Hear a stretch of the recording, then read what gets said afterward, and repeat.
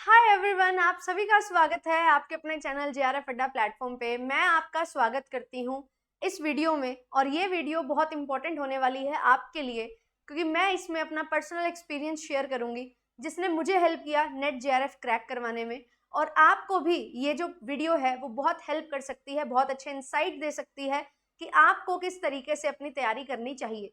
अगर मैं अपने बारे में बताऊं कि मैंने कैसे इस एग्जामिनेशन के लिए तैयारी की थी और क्या मुझे जो है फर्स्ट टाइम में ही सिलेक्शन मिल गया था या मुझे भी जो है रिपीट करना पड़ा था, तो बिल्कुल मैंने अपना जो एग्जामिनेशन क्वालिफाई किया है वो अपने सेकंड अटेम्प्ट में किया था।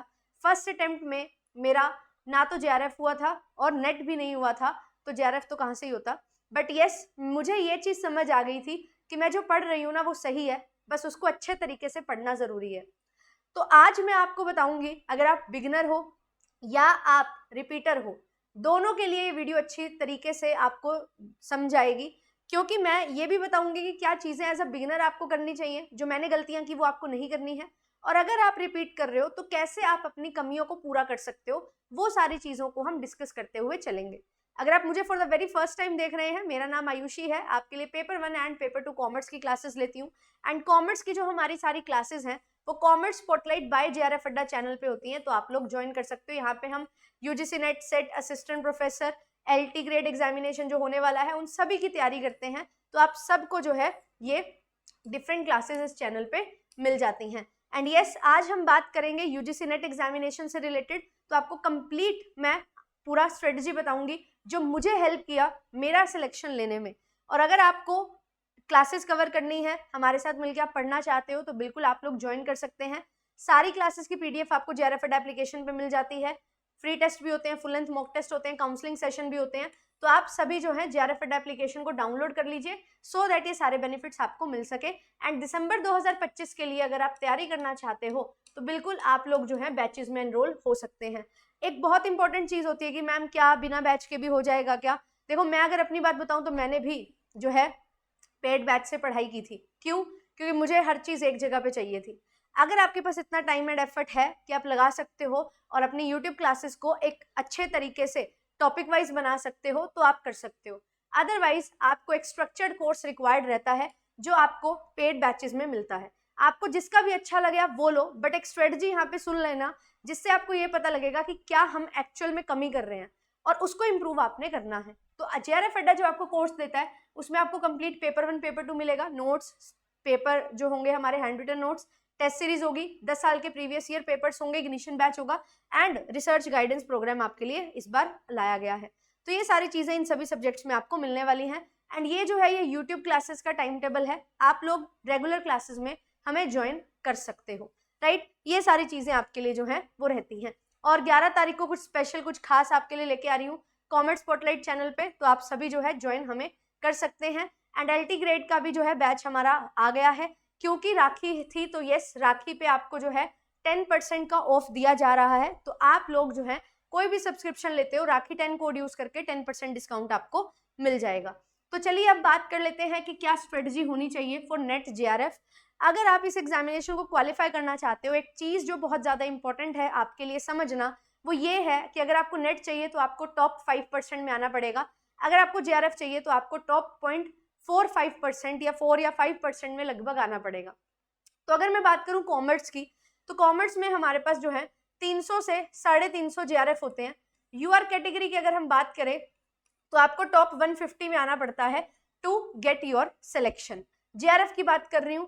अगर हम यहाँ पे बात करते हैं नेट की, तो यहाँ पे आपको टॉप 4000 कैंडिडेट्स में आना पड़ेगा। एंड अगर आप जनरल कैटेगरी से हैं तो बिल्कुल आपको जो है टॉप 800 कैंडिडेट्स में आना पड़ेगा, तो जाके आपके नेट के सिलेक्शन होंगे, ठीक है? और बाकी जो है अलग अलग हमारी जो कैटेगरीज हैं उनके अकॉर्डिंग आपका नंबर जो है वो रहता है। तो अभी जो है कंपटीशन आपका सिर्फ ये नहीं है कि 50,000 बच्चे पेपर दे रहे हैं तो हम सिर्फ जो है आ जाए 1-2 हज़ार पे, नहीं। अगर आपको नेट जेआरएफ क्वालिफाई करना है तो आपको बेस्ट ऑफ द बेस्ट में आना पड़ेगा। टॉप 0.4% या 0.5% में आना है तो आपको टॉप 150 से लेके 300 तक आना पड़ेगा। और अगर आप यूआर कैटेगरी से हैं तो आपका कंपटीशन ऑब्वियसली बढ़ जाता है। तो ये चीज आपको समझनी पड़ेगी कि सिलेक्शन रेट जो है, क्वालिफाइंग रेट जो है वो बहुत ज्यादा नहीं है, तो आपको कुछ अलग कुछ हटके करना पड़ेगा जो बाकी लोग नहीं कर रहे हैं। क्योंकि जो सिलेबस है वो सब जानते हैं, सिलेबस को पढ़ाया हर जगह जा रहा है। आप एक दिन में देखोगे 50 वीडियोस आपको पेपर 2 कॉमर्स की मिल जाएंगी, 100 से 150 वीडियोस पेपर 1 की मिल जाएंगी। तो पेपर 1 पेपर 2 इतना सारा ऑलरेडी जब है तो कैसे हम टॉप 100 टॉप 150 स्टूडेंट्स में आए, ये हमारा मेन टारगेट रहता है। और यही एक कंपेटिटिव एग्जामिनेशन है जिसका यही मतलब होता है कि आप बेस्ट ऑफ द बेस्ट बने, सो दैट आप अपना एग्जामिनेशन क्वालिफाई कर सके। तो ये चीज हमें समझनी पड़ेगी। इसके लिए जो है बहुत इंपॉर्टेंट चीज होती है, आपकी जो कट ऑफ गई है उस पर आपको ध्यान रखना होता है। अगर हम बात करें अभी जो रिसेंट हमारा एग्जामिनेशन हुआ, 224 कट ऑफ रही है हमारी आउट ऑफ 300। तो 224 कट ऑफ आउट ऑफ 300 बहुत मायने रखती है, 112 क्वेश्चन बहुत मायने रखते हैं। और अगर मुझे 112 क्वेश्चन को सही करना है तो यहाँ पे मेरे पास पेपर 1 है और पेपर 2 है। पेपर 1 में 50 क्वेश्चन है, इसमें से कितने क्वेश्चन सही करने पड़ेंगे? 40 प्लस। पेपर 2 में मेरे पास 100 क्वेश्चन है, इसमें से मुझे कितने क्वेश्चन सही करने पड़ेंगे? इसमें से यहाँ पे मुझे 75 जो है क्वेश्चन कम से कम यहाँ पे सही करने पड़ेंगे, तो जाके मैं 115 तक पहुंच रही हूँ। तो यस, अगर मेरी कट ऑफ 112 गई है तो मुझे 115 क्वेश्चन तो चाहिए। तो 40 और 75 इतने क्वेश्चन जो है वो मेरे सही होने ही चाहिए, तो ही जाके मुझे सिलेक्शन जो है वो मिल सकता है। अगर मैं यूआर कैटेगरी में हूँ और 1-2 क्वेश्चन कम कर लो तो आपको जेआरएफ मिलेगा बाकी कैटेगरी से। बट यस, अगर आप इसमें से 5-7 क्वेश्चन कम कर लोगे तो आप नेट पे पहुंच जाओगे। तो इतना टारगेट जो है वो मुझे चाहिए। ये मैंने कट ऑफ से एनालाइज किया प्रीवियस ईयर में, और सिर्फ एक बार की नहीं, आप इससे पिछले वाली कट ऑफ भी देखो, उसमें भी हमारी कट ऑफ जो है 210 गई थी 300 में से। तो यहाँ पे भी 105 क्वेश्चन तो आपको लेने पड़ेंगे। तो 35 और 70 ये हमारा जो है कॉम्बिनेशन बन रहा था। बट यस, यहाँ पे भी ऐसा नहीं है कि बहुत कम मार्जिन है। तो यहाँ पे अब मेरे लिए जो एक सेफ स्कोर है, जो मुझे टारगेट करना चाहिए, वो 115 प्लस क्वेश्चन है। तो 40 और 75 क्वेश्चन तो मुझे पेपर 1 पेपर 2 में लाने ही पड़ेंगे। अब यहाँ पे अगर मुझे ये पता लग गया कि इतने क्वेश्चन मुझे लेके आने हैं, अब मुझे क्या करना है? मुझे यहाँ पे अपने जर्नल पेपर और पेपर 2 पे काम करना है। जर्नल पेपर में आपकी 10 यूनिट है, आपका जो सब्जेक्ट स्पेसिफिक पेपर है उसमें भी आपकी 10 यूनिट है। अब अगर मैं अपनी बात बताऊं, मैंने जो टारगेट लिया था, मैंने 100 प्लस क्वेश्चन का टारगेट लिया था, क्योंकि 3-4 साल पहले की बात हो चुकी है, 3 साल पहले की। तो 3 साल पहले 100 प्लस पे आपका यूआर कैटेगरी में जेआरएफ हो जाता था। तो यहाँ पे हमारे पास जो है 10 यूनिट है, तो मैंने क्या किया था, 6+4, 6 यूनिट्स ऐसी जो मेरे को 100% सही करनी है, जैसे mathematical reasoning, logical reasoning, then मेरे डीआई, आरसी, है ना, ये यूनिट्स मैंने ली थी। फिर मैंने कौन सी यूनिट ली थी? मैंने रिसर्च एप्टीट्यूड यूनिट ली थी, राइट। फिर मैंने एक और कौन सी यूनिट ली थी? मैंने जो है एक यूनिट ली थी टीचिंग एप्टीट्यूड, कि इन यूनिट्स को मुझे बिल्कुल अच्छे से सही करना है। एंड जो बाकी यूनिट्स हैं, जैसे कि आईसीटी एक आधा क्वेश्चन गलत हो जाता था, कम्युनिकेशन जो है ये अनप्रिडिक्टेबल यूनिट रहती है। फिर उसके बाद जो पीपल डेवलपमेंट, एनवायरनमेंट और हायर एजुकेशन है, इनको तो बहुत ही बेसिक किया था, बहुत ही बेसिक। तो यहाँ पे मैंने ये मेक श्योर किया कि यहाँ से जो मेरे 30 क्वेश्चन आएंगे लगभग, उनमें से मैं 28-29 क्वेश्चन सही कर लूं। अगर मैं इसमें से 28-29 क्वेश्चन सही कर लेती हूँ, जो मैंने टारगेट बनाया था अपना 35 क्वेश्चंस का, तो यहाँ से मेरे 28 क्वेश्चन मान लो सही हो जाते हैं। तो मेरे पास अब कितने क्वेश्चन बचे? 7 क्वेश्चन बचे, जो मुझे सही करने हैं इन 4 यूनिट में से। और इन 4 यूनिट में से हमारे पास 20 में से मैं 7 क्वेश्चन सही करूंगी, जो कि बहुत ज्यादा फिजिबल यहाँ पे मेरे लिए था, और जिसकी वजह से यहाँ पे मुझे हेल्प भी मिली कि मेरे क्वेश्चन तो 33 सही हुए, क्योंकि एक डीआई का गलत हो गया था, राइट। एक हमारा रिसर्च एप्टीट्यूड के 2 क्वेश्चन गलत हो गए थे, टीचिंग एप्टीट्यूड का 1 क्वेश्चन गलत हो गया था। तो यहाँ से मुझे जो है 33 क्वेश्चन मिले। बट यस, 33 पे भी मेरा जेआरएफ हो गया था, मैंने 35 का टारगेट बनाया था। अब आपको मैं बोल रही हूँ आपको 40 का टारगेट बनाना है, तो आपके लिए अब ये 6 और 4 जो है ये कितना बन जाएगा? 7+3 बन जाएगा। आपको 7 यूनिट ऐसी करनी पड़ेंगी पक्की, जहां पे आपका एक भी क्वेश्चन गलत ना हो। अगर हो भी तो चलो 35 क्वेश्चन में से 1-2 क्वेश्चन गलत हो जाए। तो यहाँ पे आपको 33-34 क्वेश्चन जो है ये सही करने पड़ेंगे, और बाकी 7 से 8 क्वेश्चन आपको यहाँ पे टारगेट करने पड़ेंगे 15 क्वेश्चन में से।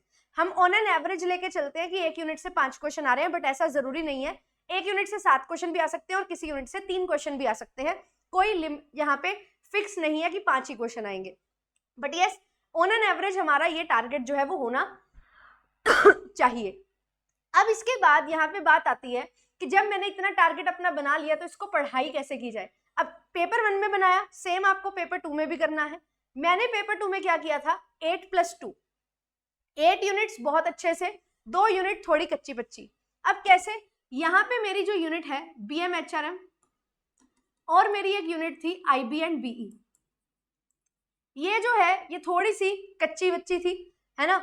और यहाँ पे भी जो 8 यूनिट मेरी लिखी हुई है ना यहाँ पे, इसमें भी 6 यूनिट तो बहुत अच्छे से की थी, 2 यूनिट थोड़ी सी कम की थी, जो कि थी बैंकिंग, जिसमें हमारा स्टैटिक पोर्शन बहुत ज्यादा होता है, एक हमारा था मार्केटिंग।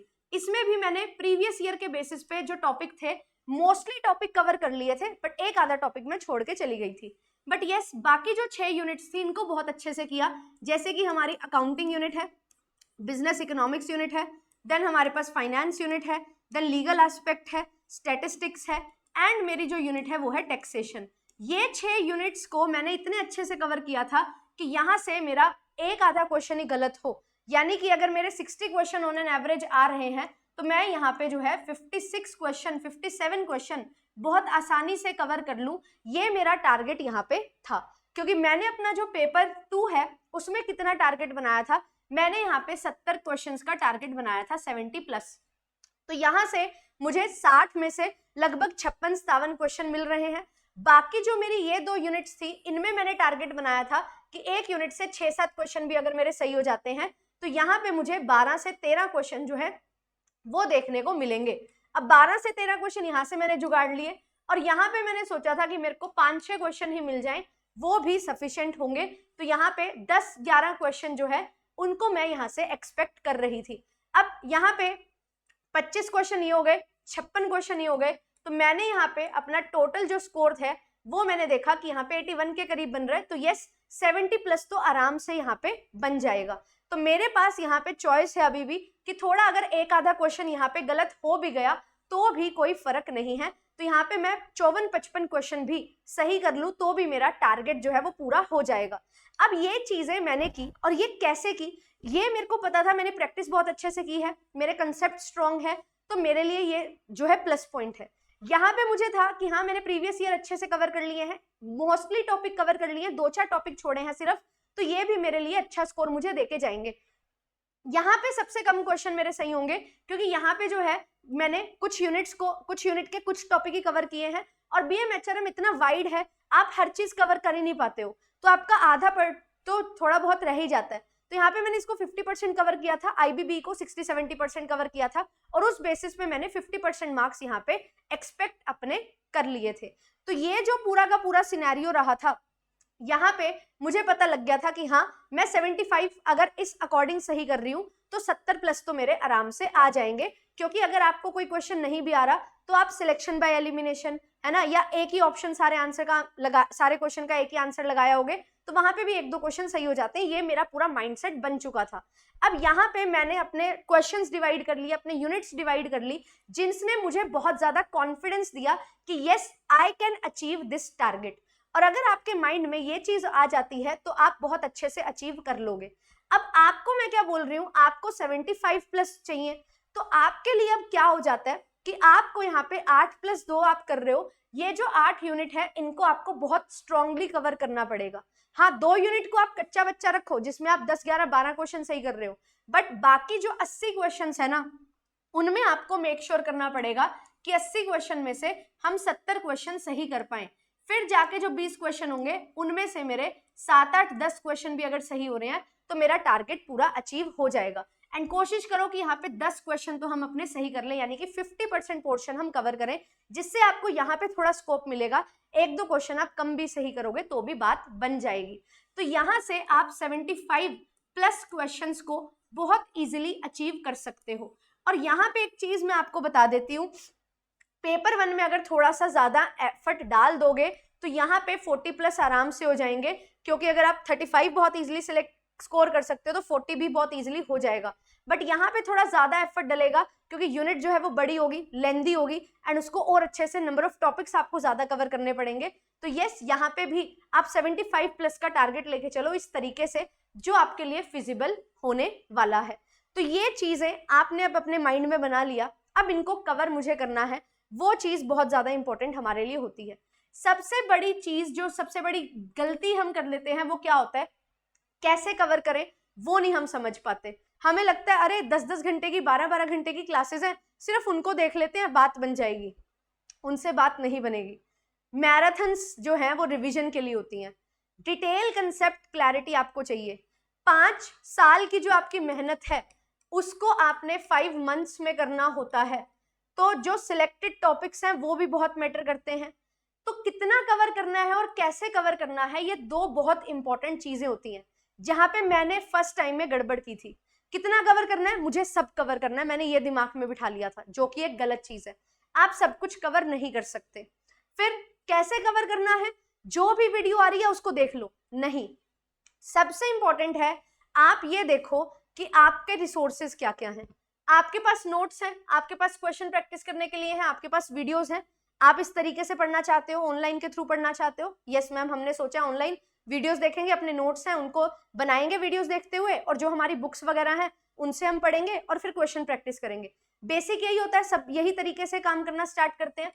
पर उससे पहले आपको क्या करना है, कितना कवर करना है ये समझना है, क्या करना है और क्या नहीं करना है ये समझना है। तो हमारे पास जो प्रीवियस ईयर पेपर्स हैं इनको एनालाइज करना जरूरी है। 10 ईयर्स के प्रीवियस ईयर पेपर आप उठाओ पेपर 2 के लिए, 5 to 6 ईयर्स के भी अगर आप पेपर 1 के लिए पेपर उठाओगे वो मोर देन सफिशिएंट है, क्योंकि नंबर ऑफ क्वेश्चंस बहुत सारे होते हैं, जर्नल पेपर सबके लिए होता है। तो यहाँ पे अपने पेपर से रिलेटेड आपको क्या करने हैं, आपको अपने पेपर से रिलेटेड 5 पेपर्स ले लेने हैं हर ईयर में, हर अटेम्प्ट के। एंड आपके पास पिछले 5 साल में बहुत सारे पेपर्स निकल के आएंगे। पेपर 2 के 10 साल के क्यों बोल रही हूँ, क्योंकि पेपर 2 के क्वेश्चंस कम होते हैं as compare to paper 1 obviously.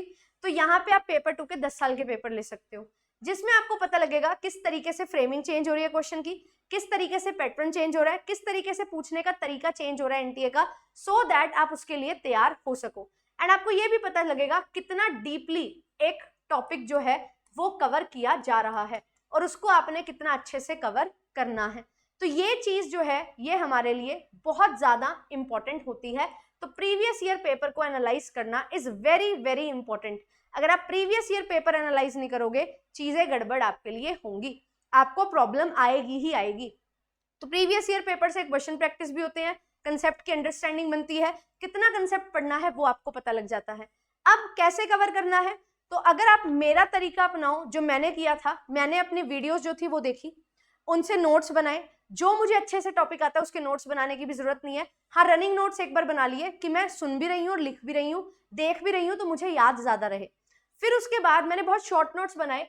फिर मैंने क्या किया, मैंने जैसे टॉपिक कवर किया उसके क्वेश्चन प्रैक्टिस किए, यूनिट कवर की, पूरे के पूरे प्रीवियस ईयर और मिक्स एमसीक्यूज प्रैक्टिस किए। तो मेरे यूनिट वाइज भी टॉपिक कवर हो रहे थे, है ना, और टॉपिक जब कवर हो रहे थे तो टॉपिक वाइज क्वेश्चन भी कवर हो रहे थे। जब पूरी यूनिट कवर हो रही थी तो mix question and PYQs cover हो रहे थे। तो इससे क्या हुआ, इससे मैंने चीजें समझी, सुनी, सीखी, उनको नोट्स में लिखा, थोड़ा थोड़ा छोटा शॉर्ट नोट्स, एंड उनकी फिर एप्लीकेशन की प्रैक्टिस करी। तो ये जब साइमल्टेनियसली सारी चीजें हो रही थी तो मैं जो पढ़ रही थी उसको मैं अप्लाई कर पा रही थी, समझ के आगे अपने क्वेश्चन में उसको बिल्कुल कंसेप्ट को अप्लाई करके क्वेश्चन सही कर पा रही थी। तो मुझे एक कॉन्फिडेंस मिलता था कि यस, जो मैंने पढ़ा है वो मुझे समझ आ रहा है। अगर आप सिर्फ पढ़ते जाओगे, क्वेश्चन प्रैक्टिस नहीं करोगे, बात नहीं बनेगी। पढ़ते जाओगे, नोट्स नहीं बनाओगे तो बात नहीं बनेगी। तो पढ़ो, है ना, वीडियोस देखो, अपने नोट्स बनाओ, शॉर्ट नोट्स बनाओ, उनको रिवाइज करके क्वेश्चन प्रैक्टिस करो। फिर उसके साथ साथ जो है आपको मॉक टेस्ट भी देने होते हैं। तो यस, फिर इसके साथ साथ आप जो है पूरा complete full fledge mock test देंगे। हम मॉक टेस्ट तभी देंगे जब पूरा सिलेबस कवर हो जाएगा, ऐसा नहीं होता। आप जब मॉक टेस्ट दे रहे हो, आपका 100% सिलेबस कवर नहीं है, मान लो आपने 50% सिलेबस ही कवर किया है, तो जो 50% आपका बचा हुआ है ना, उसमें कुछ ना कुछ तो आपको आता होगा। 11th क्लास से लेके मास्टर्स तक का सिलेबस आपका यूजीसी नेट का है, तो कुछ ना कुछ तो आता है, ये तो 100% श्योर है। और अगर आपको कुछ आता है तो आप उसको रिलेट कर सकते हो कि ये क्वेश्चन में इस तरीके से ये चीज हो सकती है, जिससे आप ये सीखोगे कि अगर मुझे कोई क्वेश्चन नहीं आ रहा तो उसको कैसे सॉल्व किया जाता है, कैसे अप्रोच किया जाता है, कैसे उसको रिलेट किया जाता है, कैसे सिलेक्शन बाय एलिमिनेशन टेक्निक को यूज किया जाता है। क्योंकि हमारे question match the column, multiple selection based, chronology based, research, reading comprehension based, numerical questions, है ना, इस तरीके के क्वेश्चंस आ रहे हैं। तो क्योंकि हमारा जो मेजर पोर्शन है वो इस तरीके से पूछा जा रहा है, तो आपको सिलेक्शन बाय एलिमिनेशन बहुत ज्यादा हेल्प कर सकता है। तो वो चीज आप यहाँ पे करोगे। फिर उसके बाद आप जो है डेली रूटीन अपना सेट करो। अब मुझे ये पता लग गया ये करना है, ऐसे करना है, डेली रूटीन सेट होना बहुत ज्यादा जरूरी है कि मुझे जो है एक दिन में क्या करना है, पेपर 1 में और पेपर 2 में कितने कितने टॉपिक्स करने हैं, देन कितना मेरे को रिवीजन करना है, ये आपने देखना है। और कितने मुझे क्वेश्चन प्रैक्टिस करने हैं वो आपको यहाँ पे चेक करना होगा। क्या डेली क्वेश्चन प्रैक्टिस करना जरूरी है? अगर आप अभी बिगिनर हो, फर्स्ट टाइम पढ़ रहे हो, पहले अपना सिलेबस कवर करो। सिलेबस कवर करके जैसे जैसे unit wise topic wise question हो रहे हैं उनको कवर करो, एंड फिर बाद में जो है आप जो है मिक्स क्वेश्चन प्रैक्टिस करना, या आप पहले सिलेबस कवर करके फिर यूनिट के टॉपिक वाइज और मिक्स एमसीक्यूज प्रैक्टिस कर सकते हो। तो यहाँ पे टॉपिक्स जो कवर करने हैं वो विद नोट्स कवर करने हैं, नोट्स भी आपके यहाँ पे होने चाहिए, एंड फिर उन नोट्स की रिवीजन लगानी है, फिर क्वेश्चन प्रैक्टिस आपको करने हैं। सेम जो है यही चीज आपको पेपर 2 में करनी है।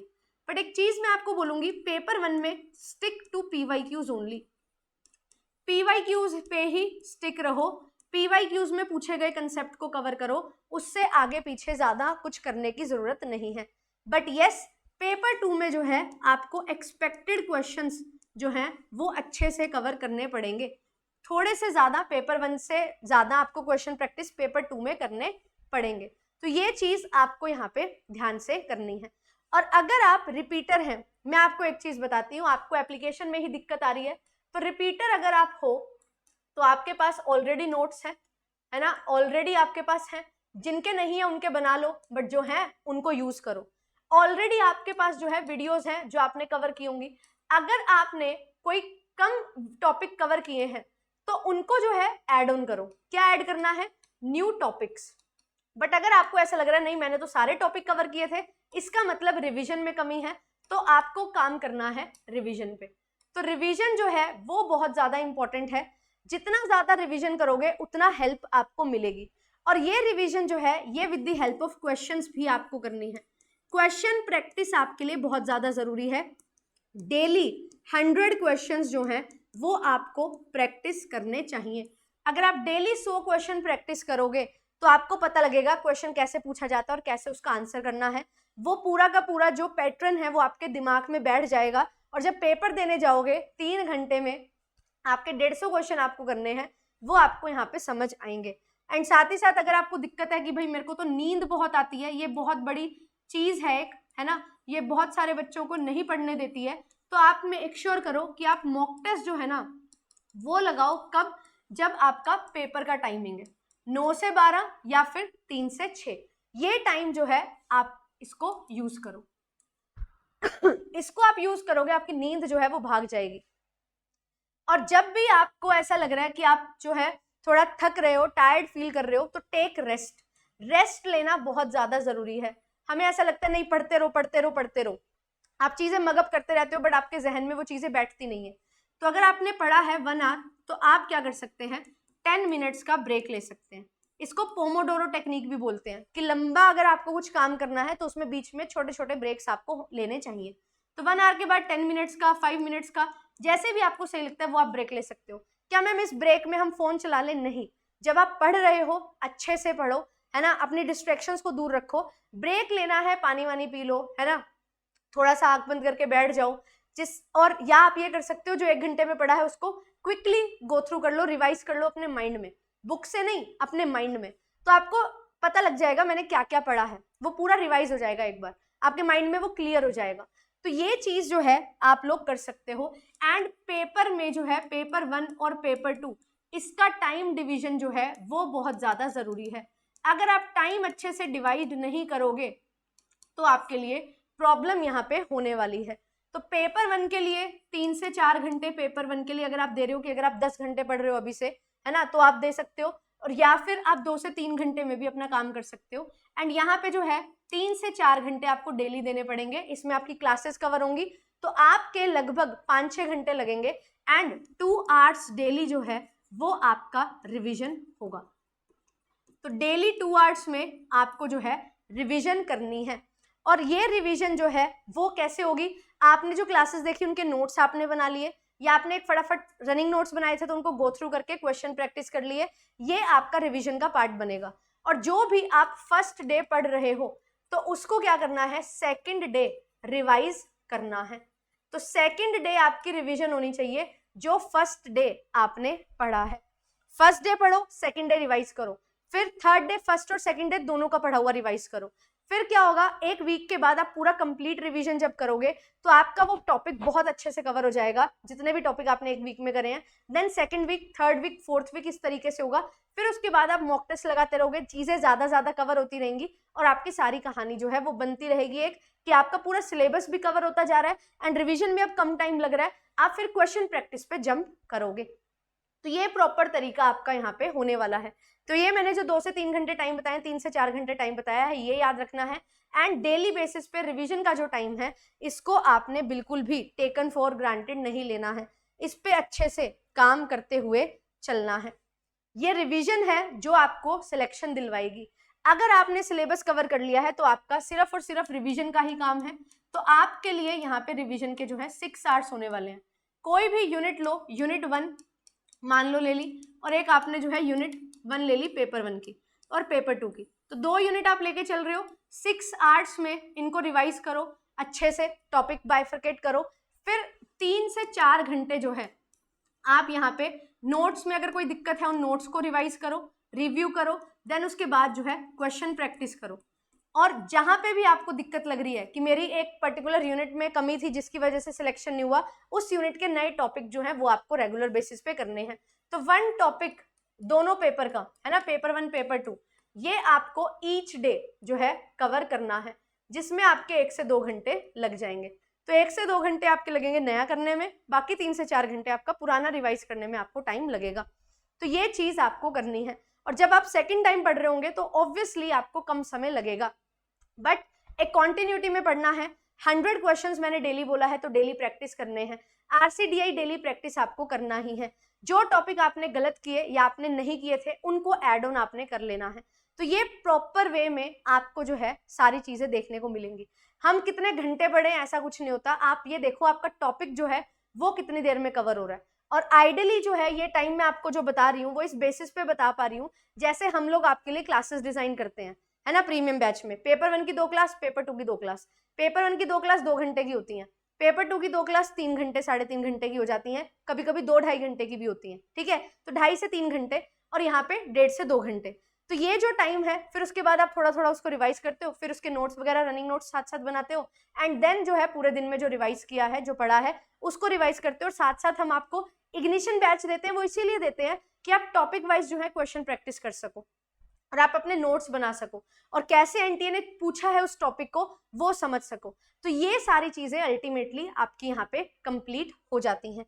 और यही है मेरा खुद का एक्सपीरियंस कि मैंने जब रिपीट किया तो मैंने क्या किया, मैंने क्वेश्चंस प्रैक्टिस बहुत ज्यादा किए थे और मैंने जो वीडियोस पहले देखी थी उन वीडियोस को भी रिपीट किया था। तो नई वीडियोस पुराने टॉपिक से रिलेटेड देखने की जरूरत नहीं है। जो आपके ने पहले वीडियोस देखी हैं, जो आपने पहले नोट्स देखे हैं, बनाए हैं, उनको रिव्यू करो एंड उनको जो है अच्छे से दोबारा से जो है बना लो, जो भी कमी है उसमें ऐड ऑन कर लो। ये सारी चीजें आपको हेल्प करेंगी। एंड MCQs प्रैक्टिस जो है वो आपको डबल कर देनी है।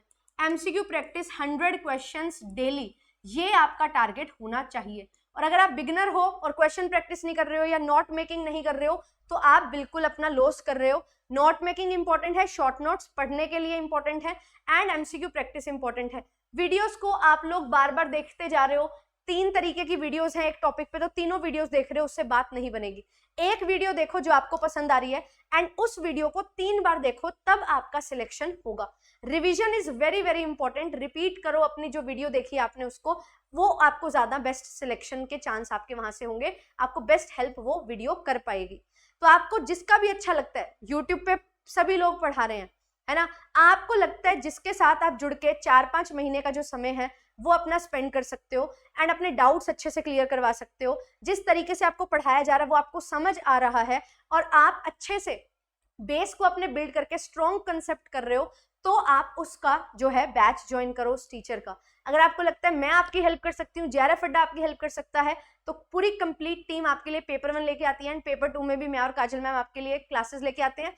आप लोग ज्वाइन कर सकते हो। मैंने जो है accounting and auditing unit start की हुई है, लास्ट वीक बचा है, उस यूनिट को कवर करने के बाद हम जो है स्टार्ट करेंगे 16th और 17th, है ना, 16th या 17th से बिजनेस इकोनॉमिक्स यूनिट।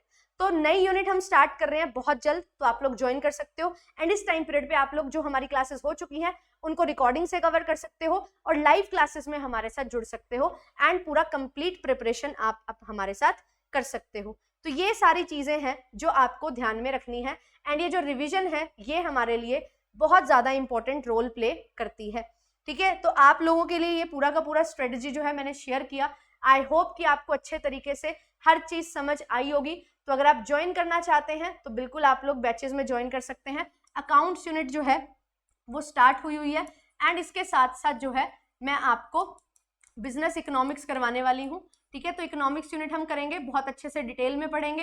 एंड आपके लिए बिजनेस स्टैटिस्टिक्स यूनिट भी जो है चल रही है। 2 यूनिट साइमल्टेनियसली एक टाइम पे हम लोग कवर करते हैं, जिससे आपको अच्छे से पढ़ाया जा सके, फिर आप उसको अच्छे से रिवाइज भी कर सको। तो कंप्लीट सॉल्यूशन आपको मिलने वाला है। और पेपर 1 में जो है आपके लिए मैथमेटिक्स जो है MR ये भी बहुत जल्द स्टार्ट होने वाली है। साथ ही साथ आपकी जो लॉजिकल रीजनिंग यूनिट है वो चल रही है, ठीक है।